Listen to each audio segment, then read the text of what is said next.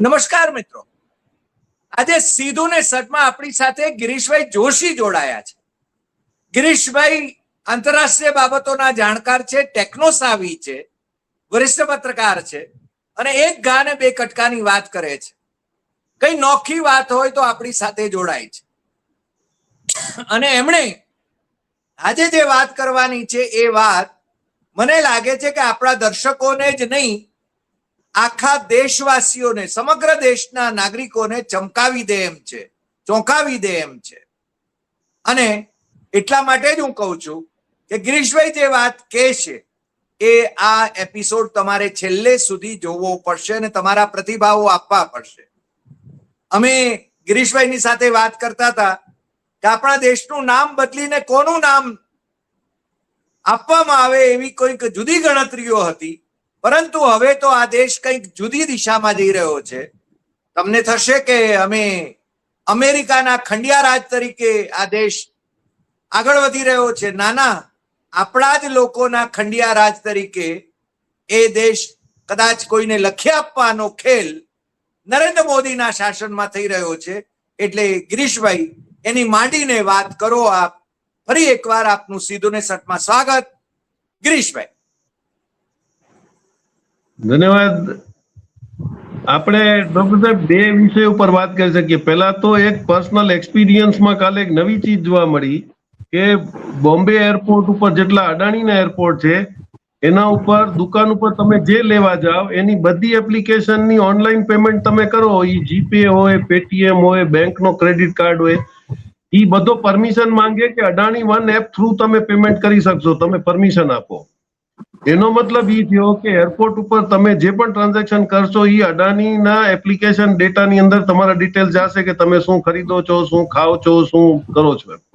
હવે આ જે પરમિશન દરેકને લાયસન્સ સેપરેટ આપેલા છે, પેટીએમ ના એકાઉન્ટ સાથે ટચઅપ છે, તો આ એક નવી એપ્લિકેશન કરી અને ડેટા એક જ કંપનીઓમાં કોન્સન્ટ્રેટ કરવાનું. હવે આની અંદર બે, કેમ તમે જુઓ કે બે મોટા પ્લેયરો જે છે, જે જીઓ છે ઈ બ્લેક રોક સાથે એટેચ કરીને આવેલો છે, ડેટા સેન્ટર મોટા મોટા આ લોકોએ બનાવ્યા છે. એટલે જીઓ પાસે ટેલિકોમ્યુનિકેશનના ડિટેલ્સ છે. એવી જ રીતે ગૂગલ સાથે અડાણીનું આંધ્રપ્રદેશમાં જે સેન્ટર આવે છે. એટલે એનો મતલબ એ થયો કે હવે ડેટા ભેગા કરવા, કારણ કે હવેનો જે યુદ્ધ થશે ને એ ડેટા ઉપર થશે. એટલે તમારી ચોઈસ શું છે, તમારે માર્કેટિંગની અંદર આગળની સિચ્યુએશન શું છે, કે ડિમાન્ડ કઈ ચીજની છે, કઈ નથી. એટલે ઈ પણ પાછું એક સેલેબલ કોમોડિટી હશે જે ફક્ત જીઓ અને અડાણી પાસે હશે. એટલે બધા માર્કેટિંગ એફએમસીજી વાળા કે જે બી હશે, કે જે બી નવો એફડીઆઈ આવશે, એ પહેલા એ લોકોનો એપ્રોચ કરશે કે ભાઈ કયા સેક્ટરની અંદર કઈ ચીજ ચાલે છે, એના ડેટા આપો, which is a saleable data.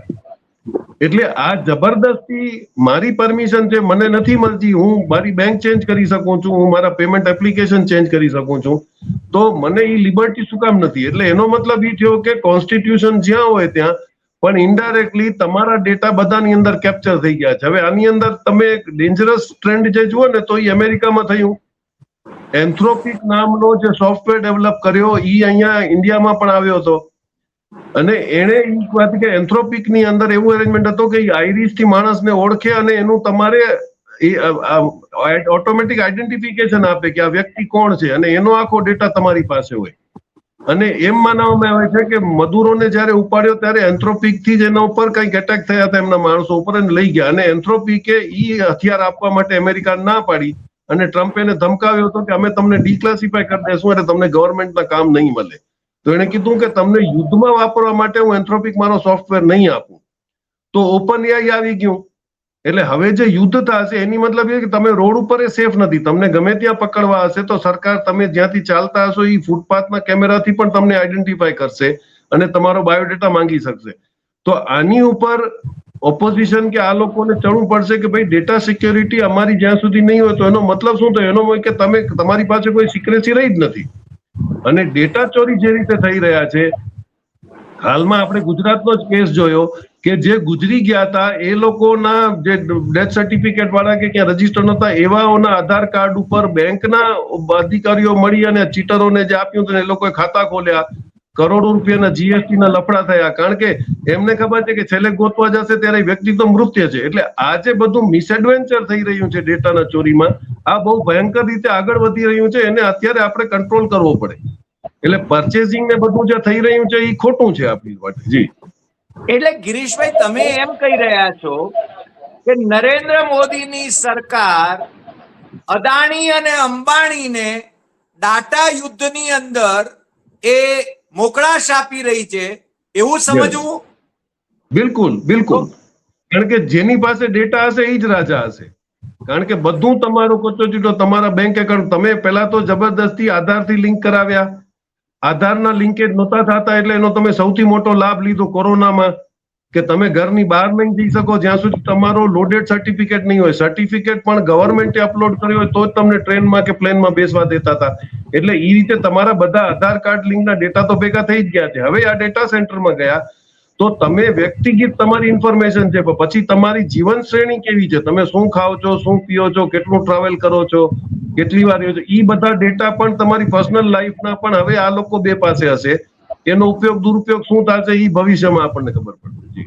Girishbhai અહીંયા બીજો એક સવાલ પણ આવે છે. વસ્તી ગણતરીના ફોર્મ મેં જોયા, વસ્તી ગણતરીના ફોર્મમાં તમારી બધી જ વિગતો, તમારું ઘર કેટલા રૂમનું છે, તમારે ત્યાં ટીવી કઈ કંપનીનું છે, તમારે ત્યાં વીજળી કંપની કઈ છે, આ શું છે, આ બધી જ વિગતો એ માંગવામાં આવી રહી છે. મને લાગે છે આ પણ પાછી ડેટા સેન્ટરમાં જ જવાની અદાણી અંબાણીના. તો પછી તમારી સિક્રેસી ક્યાં રહી? તમે જેવો કોઈ પણ ડેટા ફીડ કર્યો એટલે એ ડેટા સેન્ટરમાં જ જાય. કારણ કે સ્ટોરેજ એ લોકો પાસે છે. તમારો ડેટા ખાલી કંપની ટુ કંપની નથી રહેતો, એ મેઇન સર્વરમાં જાય છે, ત્યાંથી ડિસ્ટ્રીબ્યુટ થાય. એટલે તમે કદાચ 10 વર્ષ પહેલાનો વિડીયો કાઢો છો ને તમને પાછો જોવા મળે છે, it is stored in data centre. અને ઈ તકલીફ છે કે ડેટા સેન્ટરો જે બધું અપિંગ કરી રહ્યા છે એના માટે તમારે ઈ ડેટા પછી વેચાશે, ઈ એમના પોતા ફાયદા માટે. એટલે તમને ઇલેક્શનમાં પણ તમે જુઓ તો મોટો લાભ આપણે બાંગ્લાદેશમાં પણ જોયો કે તમારું પ્રોફાઇલ જો મળી જતું હોય તો તમે કઈ જાતના માણસ છો અને કઈ બાજુ ટિલ્ટિંગ છો એ જો ફેબ્રિકેટ થઈ શકતું હોય તો પછી ઇટ્સ ઓવર. એટલે તમારે કોઈને પશ્ચિમ બંગાળની ચૂંટણીમાં જી, એટલે તમારે જો તમારો પ્રોફાઇલ પ્રો ગવર્મેન્ટ નહીં હોય તો ઓટોમેટિક તમારું નામ લફડામાં નાખી દેવામાં આવશે અને પછી કોર્ટ એમ કહેશે કે ભાઈ આવતા વર્ષે આવતા ઇલેક્શનમાં વોટ આપજો. એટલે તમે જો આખી એક સિસ્ટમ, હવે તમે એમ કીધું કે કોર્ટોને પણ અમે એઆઈમાં લેશું, પણ કાલે જ એક લોયરોથી વાત થતી હતી કે ભાઈ એની અંદર case to case basis human ટચથી જ ડિસાઇડ થાય. તમે કોઈક ડિસાઇડેડ ગાઈડલાઇન્સ ઉપર ચાલી શકો નહીં કે ભાઈ એને મર્ડર કર્યો છે તો મર્ડર કયા પરિસ્થિતિમાં થયું, સેલ્ફ ડિફેન્સમાં થયું ને, પણ કોર્ટ એમ કીધું કે ભાઈ 302 લાગુ પડ્યો એટલે ફાંસી દઈ દેવી છે, તો એઆઈ એને કેવી રીતે ડિસાઇડ કરશે? એટલે આપણે એક બહુ ભયંકર મુવમેન્ટની અંદર જઈ રહ્યા છીએ જ્યાં તમે જુઓ તો આજે એનો ઉદાહરણ ચાઇનામાં પણ છે. ચાઇના એનો દુરુપયોગ કરતો હોય કે નહીં આપણને ખબર નથી, પણ ઉપયોગ કરવામાં કેવું છે કે તમારું સોશિયલ ત્યાં રેન્કિંગ થાય, જેમ આપણું સિબિલ છે બેંકનું, ત્યાં સોશિયલ રેન્કિંગ થાય. એટલે મારો બિહેવિયર કેમેરાની અંદર જો ખરાબ લાગે તો મારો રેન્ક પડી જાય તો મને સારી નોકરી ન મળે, સારી જગ્યાએ મને કોઈ મકાન ના આપે. એટલે હું 100% ન ઈચ્છતા બી કોશિશ કરું કે મારો કેમેરાની અંદર પરફોર્મન્સ બહુ સારું આવે. એટલે સોશિયલ કલ્ચર ડેવલપ થાય છે. પણ જો કાલે એનો દુરુપયોગ કરવો હોય તો એ પણ થશે કે હું તમને ઉશ્કેરું અને તમારો રેકોર્ડ બગડે, કે હું મારો રેકોર્ડ બગાડું અને મને મારું કઈ બીજું કામ કરવું હોય તો કરી શકું. એટલે આજે યુઝ ને મિસયુઝ જે છે ડેટાનો, that is getting very dangerous. ઇઝરાયલમાં જ્યારે માણસ જાય છે ત્યારે એનો ચહેરો સ્કેન કરીને એને મારી નાખવા સુધીની વ્યવસ્થા કરવામાં આવે છે. તો આ ધારો કે આ ડાટાનો ઉપયોગ, આ ફોટો પણ હોય છે, એની અંદર ફિંગરપ્રિન્ટ્સ પણ હોય છે, બધી જ વિગતો હોય છે. તો ઇઝરાયલની સાથે, કારણ કે સાહેબ તો ઇઝરાયલને ફાધરલેન્ડ કહે છે અને આપણે મધરલેન્ડ છીએ, એટલે હવે છે ને આપણે કોની કોલોની છીએ એ જ ખબર નથી પડતી. તો ઇઝરાયલ જેવી પરિસ્થિતિ આપણે ત્યાં સર્જાઈ રહી છે, ચાઇના જેવી પરિસ્થિતિ સર્જાઈ રહી છે, તો લોકશાહીનું શું? ચાઇનાનો આખો ઢાંચો જેવો છે કે એ સોશિયલ વેલફેર ઉપર જીવે છે. એમની ગવર્મેન્ટની પ્રાયોરિટી છે કે કોઈ પણ માણસ બેરોજગાર ન રહે, અને એના માટે તમારે નોકરી કમ્પલસરી કરવી નથી કરવી, that is a secondary issue. પણ તમે અનએમ્પ્લોયડ છો. અમારે જ અહીંયા એક ચાઇનીઝ ડેલિગેશનમાં અમે સોશિયલ નવલા આવ્યા હતા, એના અમે બોમ્બેમાં જયારે મળ્યા તો એને કીધું કે અમારે એગ્રીકલ્ચરની અંદર એક સિસ્ટમ છે કે તમારા ખેતરની અંદર ફ્લડના પાણી ગયા હોય તો અમે રિયલ ટાઈમ સેટેલાઇટથી માર્ક કરી અને એના સર્વે નંબરથી તમારા પૈસા ઓટોમેટિક ડેમેજીસ એકાઉન્ટમાં આવી જાય. ઈ એનો ઉપયોગ કરી રહ્યા છે. આપણે એનો શું ઉપયોગ કરી રહ્યા છે કે આપણે ઈ માણસનો પ્રોફાઇલ જોવા માટે કે ભાઈ એનું શું છે. આજે ઈ બેરોજગાર છે એનો પ્રોફાઇલ તમે માંગો ને. આજે તમે 32 ફોર્મમાં જે બધા ભરાવો છો ભરાવો કે ભાઈ બેરોજગાર કે છે એની ઇન્કમ કેટલી છે. આજે તમે જેમ કહો છો કે અમેરિકાની અંદર અનએમ્પ્લોયડ થાય એટલે એને બીજા મહિને એને $2000 અનએમ્પ્લોયમેન્ટ અલાવન્સ મળે છે, તો ઈ ડેટાનો યુઝ એના માટે થઈ રહ્યું છે. અને ઇઝરાયલની જ્યાં તમે વાત કરો છો તો જે એને લેબનાનમાં ને જે એને બોમ્બ ફાડ્યા હતા સિરિયામાં, જે પેજરની અંદર ફાટ્યા હતા, ઈ શું હતું? ઈ લોકોને પેજર આપવામાં આવ્યા જે લોકોના પ્રોફાઇલમાં એ લોકો આવી ગયા હતા કે ભાઈ આટલા લોકોને ઉડાડવા જરૂરી છે. એટલે this is getting very dangerous. તમારો મેડિકલ પ્રોફાઇલ છે તો મેડિકલ પ્રોફાઇલમાં તમને કઈ બીમારી છે, તમારે કેવી રીતે આપવાનું છે. અત્યારે તમે હવે કેવા માંડ્યા છો કે ભાઈ કોરોના હતો એ તો બિલ ગેટ્સનું જ ઊભું કરેલું હતું, આફ્રિકાની અંદર ઈ જ કરી રહ્યા છે. હવે અત્યારે તમે જુઓ કે ભાઈ કેટલા બધા હવે ખુલીને કહે છે કે ભાઈ જે લોકોએ છેલ્લો જે લીધું હતું ડોઝ, એમના જવાન છોકરાઓ હાર્ટ એટેકમાં મરી જાય છે. હવે એનું કોઈ થતું જ નથી સર્વે કે ભાઈ એનું હકીકત કારણ શું છે, પોસ્ટમોર્ટમ થયા શું કારણ છે. અને જો બીજા કોઈ રીતે મરતા હોય તો કાં તમારા ખોરાકની અંદર કઈ ખોટ છે. એટલે ઈ એઆઈ જે છે ઈ હ્યુમન ડેવલપમેન્ટ માટે યુઝ થતું હોય ત્યાં સુધી સારું છે, પણ જો હ્યુમનને ખતમ કરવા માટે જો વાપરવામાં આવશે તો ધીસ ઇઝ ગેટિંગ ડેન્જરસ. જી, આ તો મને લાગે છે કે કઈ દિશામાં આપણે જઈ રહ્યા છીએ.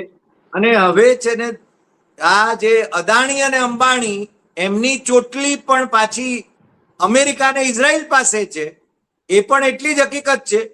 એટલે એમણે નાચવાનું એટલું જ છે કે જેટલું એ લોકો ઈચ્છે, વોશિંગ્ટન ઈચ્છે કે તેલ અવીવ કે ઇઝરાયલ ઈચ્છે એટલું જ એમણે નાચવાનું છે.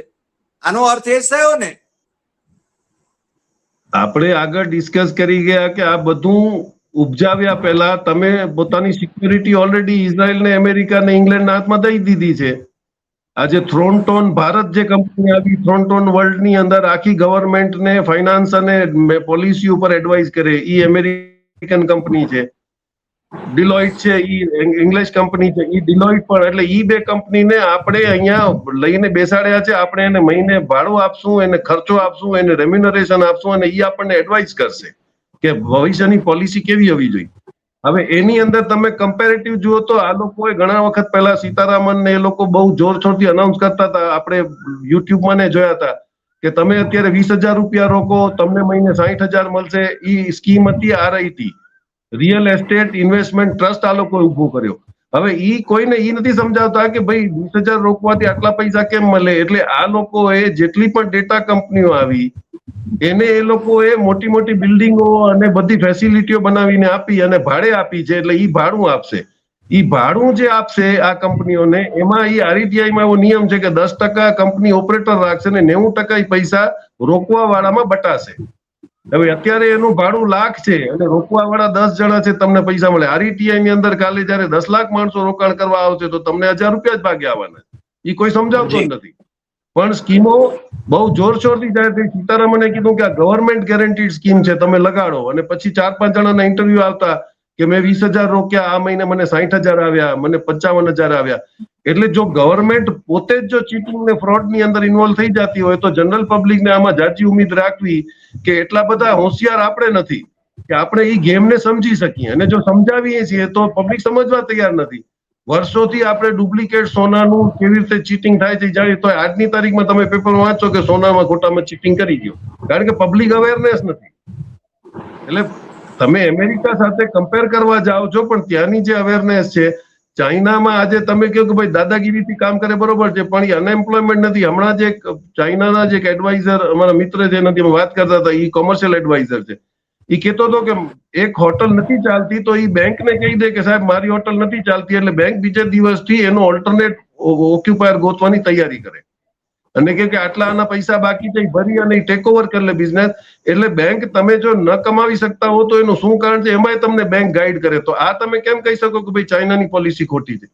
અહીંયા તો બેંકો એટલા માટે જ બેઠી હોય કે ક્યારે તમે તૂટો અને ક્યારે તમારી પ્રોપર્ટીનો કબજો લઈ લઈએ અને 100 ગણા ભાવમાં વેચી નાખીએ. આ DRT, NCLT આ બધા જે છે એ સાહુકારો માટે જ બનેલા છે. કોઈ ગરીબને મદદ કરવા માટે કોઈ તૈયાર જ નથી. જી, 12 લાખ કે 16 લાખ કરોડ રૂપિયા જે લોકોના મોદી સરકારે માફ કર્યાની વાત બહુ જગાલા મારતી આપણી સામે છે. તો પછી આ બેંકો છે ને ગરીબોને અને ખેડૂતોને એમના દેવા માફ કરવાને બદલે એમની તો જપ્તીઓ કરે છે. તમે એક જનરલ સ્કીમ જોઈ લ્યો. 2015 ની અંદર પહેલા સ્કિલ ઇન્ડિયા તમે ચાલુ કર્યું, પ્રધાનમંત્રી કૌશલ વિકાસ યોજના. CAG નો રિપોર્ટ શું આવ્યો? નેગેટિવ, કે 41% પણ એની અંદર સક્સેસ રેટ નથી. પછી તમારે એમ કેવું પડ્યું કે ભાઈ પકોડા બનાવે છે એ પણ સ્વરોજગારમાં, તો એ પ્રધાનમંત્રી યોજના છે. હવે પ્રધાનમંત્રી નથી એને ગેસ દીધો, નથી ચણાનો લોટ દીધો, નથી તો એનું કયું એમાં યોજનામાં વિકાસ થયો. પછી 2018માં તમે આવો તો પ્રધાનમંત્રી એમ્પ્લોયમેન્ટ જનરેશન પ્રોગ્રામ થયો, PMEGP. એનું શું થયું કોઈને ખબર નથી. 13 લાખ નોકરીઓ મળશે એવું એની અંદર એનું ટાર્ગેટ હતું, પણ પછી એની અંદર કોઈ સસ્ટેનેબિલિટી હતી જ નહીં પ્રોગ્રામની અંદર. 2016 ની અંદર પણ રોજગાર પ્રોત્સાહન યોજના હતી, એ PF ફંડ સાથે લિંક કરી અને પ્રોવિડન્ટ ફંડમાં જે માણસો જોડાયા એનું તમે એમ કીધું કે આટલા જોડાયા. PF ફંડમાં તો 10 જણા હોય તો ફેક્ટરી ન જોડાવાય, 11 થાય તો PF માં આવી જાય, એટલે 10 થી 11 જણા વધ્યા સીધા. એટલે આજે બધી ચીટિંગની સ્કીમો છે કે તમે આંકડાઓ સાથે રમી કરીને જે રજૂઆતો કરો છો એ ગ્રાઉન્ડ ઉપર રિયાલિટી નથી. હવે તમે જે માફી કીધી, 25 લાખ કરોડ માફ થયા છે. 25 લાખ કરોડનો એક નોર્મલ ઇન્ટરનેશનલ નોર્મ એવું માનવામાં આવે છે કે 1 લાખના ઇન્વેસ્ટમેન્ટ ઉપર એક માણસને નોકરી મળે, તો આ 25 કરોડની નોકરી કોણ ખાઈ ગયું? તમે જ્યારે પૈસા માફ કર્યા એ બધા કન્ટ્રી કરતા હોય, પણ એમાં શરત એ હોય કે એ પૈસા જે તમારા બચ્યા છે એ તમે રીઇન્વેસ્ટ કરશો, પ્રોડક્શન વધારશો, મશીનરી વધારશો અને એમ્પ્લોયમેન્ટ જનરેટ કરશો. આ તો હું જઈને દુબઈમાં બંગલા લેવા માંડ્યા, હોટલો લેવા માંડ્યા, પૈસા. અને FDI જે તમે કહો છો કે 40 લાખ કરોડ જે આવ્યું, 40,000 કરોડ, એ 40,000 કરોડ દર વર્ષે આવી, એની અંદર તમે જુઓ તો નવાઈની વાત એ છે કે પૈસા ક્યાંથી આવ્યા? સિંગાપોર થી, મોરેશિયસ થી, જાપાન થી, નેધરલેન્ડ થી અને USA થી. હવે મોરેશિયસ, સિંગાપોર પાસે એવા કયા મોટા એક્સ્ટ્રા પૈસા પડ્યા કે તમે ઇન્વેસ્ટ, એટલે આપણે તમે સમજી શકો છો કોના પૈસા ગયા ને કોના આવ્યા. એટલે આમાં પણ તમે બેવકૂફ બનાવી. હાલે મેં તમને ફોટો મોકલાવ્યો એની અંદર તમે જુઓ કે શેલ કંપનીઓના પૈસા આવે છે. પણ એમાં તો એટલે ઇકોનોમિક ઓફેન્સ વિંગ જે છે એ પણ તો પોપટ થઈ ગઈ છે ને. તો ઇકોનોમિક ઓફેન્સ વિંગ જે છે DRI ની, ઈ યાર તપાસ કરી અને તમને રિપોર્ટ આપે, સેબી રિપોર્ટ આપે, કારણ કે સેબીને તો તમારે બધું બતાડવું પડે છે કે આ પૈસા કોણે આપ્યા. પણ હવે સેબીમાં જે મેડમનો વરસ જો એ લોકોની કંપનીમાં નોકરી કરતો હોય તો પછી એમાં તમે સમજી શકો છો. એટલે બધું કોરું જ પડેલું છે, આની અંદર કાંઈ નથી. હવે 25 લાખ કરોડનું તમે ઇન્વેસ્ટમેન્ટ જો, ઈ 25 કરોડ નોકરીઓ ગઈ. 40,000 કરોડ જે તમારા દર વર્ષે FDI માં આવ્યા, એમાં પણ 4 કરોડની નોકરીઓ ક્યાં ગઈ? એટલે નોકરીઓ નથી મળી, પૈસા માફ થઈ ગયા અને ultimately nothing comes out of it. એટલે આ પોલિસીને ચેલેન્જ કોણ કરશે અને પૂછા કોણ કરશે? હવે મેં તમને કાલ ફોટો મોકલ્યો કે હું જે ફ્લાઇટમાં આવ્યો એની અંદર ઈ પ્લેન જેકોસ્લોવેકિયાનું જૂનું એક ભાઠું હતું, લખેલું શું હતું? Operated by SpiceJet. Plane કોકનું પાયલટ ઇંગ્લિશ બોલતો હતો, ફોરેનમાં કોઈ સ્ટાફ નહીં, કોઈ એમાં એર હોસ્ટેસ નહીં, એમાં કોઈ સીટોની સેફટીના બેલ્ટની કોઈ ઠેકાણા નહીં, પણ ઈ ચાલે છે. હવે ચાલે એટલે શું છે? પછી મેં તપાસ કરી કે આ બધા આટલી બધી એરલાઇન્સો 200 પ્લેન ભાડા ઉપર અહીંયા એરલાઇન્સો લઈને ચલાવી રહ્યા છે, એનું કોઈ માપદંડ જ નથી કે તમે જૂના ભાટા લઈ આવો, ચલાવો. એ બધી કંપનીઓ ગુજરાતના ગિફ્ટ સિટીની અંદર રજીસ્ટર થયેલી છે. એનો મતલબ એ થયો કે જે કમાણી ઈ પણ તમને કઈ લાભ નહીં કરે, એ બધા જશે પૈસા ત્યાં. હવે તમે જે ભાડે લીધું છે એ ભાડાના પૈસા ગયા, પણ એમ્પ્લોયમેન્ટ ક્યાં જનરેટ થયો? એનો પાયલટ ને કો પાયલટ યુગોસ્લોવેકિયાના હતા. હવે જૂના 20 વર્ષના ભાટા અહીંયા આવીને ઓપરેટ કરે છે. 2-3 એરલાઇન્સો હતી, બધા ભાડે લઈને ચલાવી રહ્યા છે. એમાં એર હોસ્ટેસની લોકલ કોઈ એમ્પ્લોયમેન્ટ નથી, એક જ સ્ટુઅર્ડ હતો જે બધાને એટેન્ડ કરતો હતો. તો તમે ઇન્વેસ્ટમેન્ટ આવવા દો છો, એના ઉપર કોઈ તમારો કંટ્રોલ નથી કે ભાઈ તો લોકલ જનરેશન જ ક્રિએટ ન કરતા હોય તો આ લોકોને શું તમે લૂંટવા બોલાવ્યા છે અહીંયા કે એ લોકો કમાશે? ગિફ્ટ સિટીમાં ટેક્સ નથી એટલે બધા પૈસા રિપેટ કરીને લઈ જશે. એટલે કોઈ પણ પબ્લિક ડોમેનની અંદર 80 કરોડ માણસોને માફ કરી દો તો બાકીના 20 કરોડને તો કોઈ ઇન્ટરેસ્ટ જ નથી. 10 કરોડ તો કરોડપતિઓ છે, એમને ફરક નથી પડતો. એટલે બાકીના 10 કરોડમાં તમે ને હું આવીએ છીએ, આપણે બોલ કરીએ છીએ, સત્યનારાયણની રોજ કથા કરીએ છીએ, છેલ્લે બધા પ્રસાદ ખાઈને ચાલ્યા જાય. એટલી પરિસ્થિતિ આપણી આવીને ઉભી રહી. નહીં, પાછા અમેરિકામાં જોર્જિયામાં કોઈ શશિકાંતભાઈ કરીને છે, એમણે આપણા પત્રકાર મિત્ર કૌશિક અમીનને લખ્યું કે તમારે કોઈ વ્યક્તિને વિશે વાત ન કરવી જોઈએ, તમારે છે ને ઉકેલ શોધવા જોઈએ, તમારે આવો. એટલે એમણે મોટી ઉપદેશ ગાથા લખી. હવે પત્રકાર ધર્મ એમ કે છે કે ભાઈ સત્તામાં બેઠેલો નરેન્દ્ર મોદી, એની જવાબદારી છે આ સમસ્યાઓ ઉકેલવાની, એને બદલે આ સમસ્યાઓનું નિર્માણ કરે છે, તો સ્વાભાવિક રીતે એની વાત આપણે કરવાના. અને અમેરિકામાં બેઠેલા ભાઈ આપણને ઉપદેશ કરે, કૌશિકને ઉપદેશ કરે. મને તો નવાઈ એ લાગે છે કે એમણે બુદ્ધિના, મને લાગે છે દ્વાર છે ને બંધ જ રાખ્યા લાગે છે. એટલે આવા લોકો આ હકીકતો જે તમે જે ફેક્ટ્સ મૂકી એ ફેક્ટ્સ બરાબર ચકાસે. અને બીજું, આપણા અદાણીભાઈ એમણે તો હવે અમેરિકામાં બધું સેટલમેન્ટ એમનું થઈ ગયું એવું કે છે.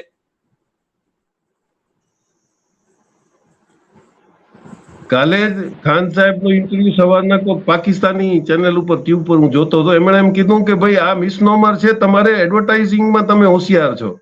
આ તો એના વકીલે, જે ટ્રમ્પનો વકીલ છે એને રાખ્યો છે, એટલે એને આપ્યું. અને ત્યાંના બી ગોદી મીડિયા એને બહુ ચગાવ્યું કે ભાઈ એને પ્રપોઝલ મૂક્યો છે કે અમે આઉટ ઓફ કોર્ટ સેટલમેન્ટ કરવા તૈયાર છે. એ તો ઇન્ડિયામાં પણ થાય છે, પણ એ કે જજ ઉપર છે કે ઈ તમારો માનશે કે નહીં માને. અને તમે એમ કહો છો કે આટલા કરોડો હું રોકી અને 17,000 માણસોને ત્યાં નોકરી દઈશ, તો અહીંયા દઈ દો ને ભાઈ. નોકરીની જરૂર અહીંયા છે, ત્યાં અમેરિકન નોકરી કરીને તમને કયો એમાંથી પૈસા રૂપિયામાં મોકલવાનો છે. એટલે બધું એડવર્ટાઇઝિંગ ઉપર ચાલે છે, મિસનોમર જાય છે, અને પબ્લિક ઈ જ સાંભળવા માંગે છે જે એમને ગમે છે. જે નથી સાંભળવા માંગતા ઈ કોમેન્ટ લખે ને પછી ભૂલી જાય છે. એટલે જે લોકો સલાહ આપી રહ્યા છે એ લોકોની પોતાની અમેરિકામાં પરિસ્થિતિ, મારા લગભગ પડોશીઓ બધા એનઆરઆઈ છે અને એ લોકોની મોટલો છે. એ કે છે 80% ધંધો ખલાસ થઈ ગયો છે અમારો. અને એ લોકો એટલું બી કીધું કે ભાઈ ગલ્ફ કન્ટ્રીઝ અને બીજા કન્ટ્રીઝની જેમ તમે કમસે કમ વિઝિટર માટે રિલેક્સ કરો વિઝા. એટલે L1 ઉપર કંઈક વિચાર કરી રહ્યા હતા કે હવે એને ખબર પડી કે ભાઈ ટુરિઝમ વગર તો ફોરેન એક્સચેન્જ આવે જ નહીં ચોખ્ખું. એટલે કે ભાઈ તમે મહિના માટે વિઝા આપી અને તમે કમસે કમ વિઝિટરોને આવવા દો જે અહીંયા ખર્ચો કરશે. એટલે ત્યાં પરિસ્થિતિ એવી જ છે. હવે તમે એની અંદર એક ચીજ એડ કરતો, હજી આપણે ડિસ્કસ પછી કદાચ એને વિસ્તારમાં કરી શકશું કે કાલે જાહેરાત થઈ, તમે જો એની અંદર પણ શેર બજારમાં ટ્રમ્પ રમી ગયો. એને 2 દિવસ પહેલા એમ કીધું કે 500 પ્લેન બોઈંગ પ્લેન જીપિંગ લેવાનો છે, કારણ કે એનો સીઓ એના ભેગો ગયો હતો. જેમ ઈ બી બધા ઇન્ડસ્ટ્રીલિસ્ટોને ભેગા લઈને ફરે છે. જેવો ત્યાં ગયો એટલે રાતને એને એમ કીધું, ઓલાએ કીધું 200 પ્લેન જ લઈશ. હવે 200 પ્લેન તો પછી જુદા કર્યા. પછી એને કીધું કે મેં 150 કીધા હતા, પણ he so a good man, he told me 200. હવે 200 માં 3 મહિના પછી આપણે સ્ટોરી કરશું કે આ ઝીણી આંખ વાળા ગણેશજી એને કેવી ટોપી કરી નાખી. એનો પ્લેન જે છે કોમેક C919 ઈ બરોબર ક્લાસિફાઈડ પ્લેન છે, પણ એને એપ્રુવલ રેટિંગ જે આપે છે એ અમેરિકા અને યુરોપ આપે છે, ઈ એને નહીં આપે, કારણ કે એની પાસે એન્જિન નથી. હવે આ 300 પ્લેનના એન્જિન કાઢીને જો એના ખાંચામાં નાખી દેશે તો એમને જખ મારીને એમને ઇન્ટરનેશનલ એપ્રુવલ આપવા પડશે. આ 3 મહિના પછીનો ખેલ હું તમને હમણાં કહી દઉં, કારણ કે આ તો ચાઇના છે. ઈ તમને આમ કાન પકડો કે ઓમ કાન પકડો. એટલે હમણાં તો એટલે સારું છે, બોઈંગના ભાવ વધી ગયા અને બધું ભલા થઈ ગયું છે. પણ ચાઇનો આજ એના પ્લેન થી એનો કેવી રીતે લાભ લે છે 3 મહિને તમને ખબર પડશે, કારણ કે એ લોકોએ બહુ સારો ક્વોલિફાઈડ પ્લેન બનાવ્યો, પણ એને એરવર્ધીનેસનો સર્ટિફિકેટ આપવા માટે ઇન્ટરનેશનલ એવિએશન તૈયાર નહોતું. એ કેમ કરી ગયું? એટલે આ જે રાજરમત તમે જે હિન્દુસ્તાનમાં રમો છો, તમારી હોશિયારી, ઈ જે દિવસે તમે ઇન્ટરનેશનલ લેવલ ઉપર દેખાડશો, તમારી પાસે શું નથી? 140 કરોડ માણસોની બજાર કોઈ છોડવા તૈયાર નથી. અત્યારે નીધરલેન્ડ છે એમ કીધું કે ભાઈ અદાણીને એ લોકોએ બ્લેકલિસ્ટ કર્યા કે ભાઈ પૈસા નથી આપ્યા. તો અત્યારે સાહેબ જાય છે ત્યાં એને સમજાવશે કે હવે તો ડાયો થઈ ગયો છે, બધાને નુકસાન ભોગવી દેશે. પણ ખાન સાહેબે સીધી વાત કરી કે ભાઈ તમારું ચીટિંગ ઇન્ડિયામાં થયું છે એટલે તમને અમેરિકાને વાંધો ન હોવો જોઈએ એવું એના વકીલનું કન્ટેન્શન છે. પણ એ કે છે પૈસા તો અમારા લઈ જઈને તમે ચીટિંગ કરી ને, એટલે એ કે ઇટ ઇઝ વેરી ડિફિકલ્ટ કે કદાચ અમેરિકન કોર્ટ ઈ કન્ટેન્શનને માને. પણ થોડા દિવસ માટે એડવર્ટાઇઝિંગ માટે આ સબ્જેક્ટ બહુ સારો છે, એટલે ધેમ ડિસ્કસ એમ. એટલે આજે આપણે આમ તો રસપ્રદ ચર્ચા રહી ગિરીશભાઈ, પણ તમે શરૂઆતમાં જેમ કહ્યું એમ કે આ ડાટા યુદ્ધ જે છે એ ડાટા યુદ્ધમાં આપણી સરકાર અને નરેન્દ્ર મોદીની સરકાર એ બધો ડાટા એ અદાણી અને અંબાણીને મળે અને એ ડાટા વોરની અંદર એ લોકોને લાભ થાય, આપણા દેશવાસીઓને લાભ ન થાય એવી પરિસ્થિતિ સર્જી રહ્યા છે એવું હું સમજુ છું. એ વાત બરાબર? હવે તો ડેટાથી જ નક્કી થશે કે તમને બેંક લોન આપવી કે ના આપવી, ઉપરથી કંટ્રોલ થશે. તમારો ડેટા કેવી રીતે મેનિપ્યુલેટ થાય છે એ તો ડેટા ઓપરેટરો જાણશે, તમે તો નથી જાણતા. એટલે તમારી 2 બેંકમાં એકાઉન્ટ છે, 3 બેંકમાં એકાઉન્ટ છે, તમે ડિક્લેર કરો એની જરૂર નથી. એ લોકો ડેટા સેન્ટરથી જ જાણી લેશે કે ભાઈ તમારા ક્યાં ક્યાં ખાતા છે, તમારા ક્યાં લોકર છે. એટલે તમારી પ્રાઇવસી હવે કોઈ જાતની રહી નથી. તમારા કમ્પ્લીટ ડેટાને હવે જે તમારી હેલ્થ રિલેટેડ જે ઇસ્યુઝ હતા એ પણ તમારે હવે ખાણીપીણીથી એ બી ખબર પડી જશે કે તમે કઈ ચીજ ખાવાનું પ્રેફર કરો છો, તમારું કેવું બિહેવિયર છે, તમે કેટલી વાર ટ્રાવેલ કરો છો, તમારી ઇકોનોમિક સિચ્યુએશન કેવી છે. એટલે ઇન્કમ ટેક્સ ને જે બધા પેલા માણસો મોકલી અને ઇન્ટેલિજન્સ હ્યુમન ભેગું કરવું પડતું, હવે જરૂર નથી. ડેટા સેન્ટરમાં બેઠા બેઠા જોઈ લેશે કે તમારો ખોટો ખર્ચો ક્યાં છે, સાચો ક્યાં, પૈસા ક્યાંથી આવી રહ્યા. એટલે તમારી ગરદન તો આવી જ ગઈ છે સરકારના હાથમાં. હવે એનો ઉપયોગ કે દુરુપયોગ કેટલું કરવા શકશે એ સરકાર ઉપર આધાર છે. જી ગિરીશભાઈ, આજે આપ અમારી સાથે જોડાયા અને બહુ જ ચોંકાવનારી વિગતો આપે આજે વર્ણવી, જે એનાલિસિસ કર્યું એમાં મને લાગે છે પ્રજાએ જાગવાની જરૂર છે. પણ હવે પ્રજામાં પણ બધો ડાટા છે ને એ અદાણી અંબાણીને પહોંચી જાય અને એને કારણે અમેરિકા અને ઇઝરાયલને પહોંચી જાય એવી સ્થિતિ નિર્માણ થઈ છે. અને એની મહાકૃપા એ નરેન્દ્ર દામોદરદાસ મોદી નામના માનનીય વડાપ્રધાન ની જ છે એવું આપણે જેને માનવું પડે. આજે આટલી વાત, ફરી મળીશું નવા એપિસોડમાં નવા વિષય સાથે. નમસ્કાર.